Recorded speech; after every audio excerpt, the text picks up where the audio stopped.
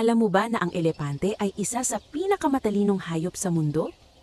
May kakayahan silang makaramdam ng emosyon tulad ng saya, lungkot at kahit pagluluksa kapag may kasamang namatay.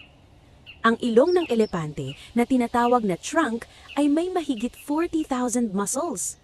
Ginagamit nila ito sa paghinga, pag-inom ng tubig, pagkuha ng pagkain at kahit sa paglalaro at kagyakap. Kahanga-hanga rin ng kanilang memorya.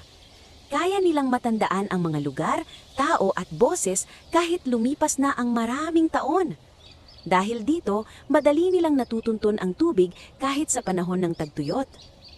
Kahit napakalaki nila, ang elepante ay gentle at family-oriented.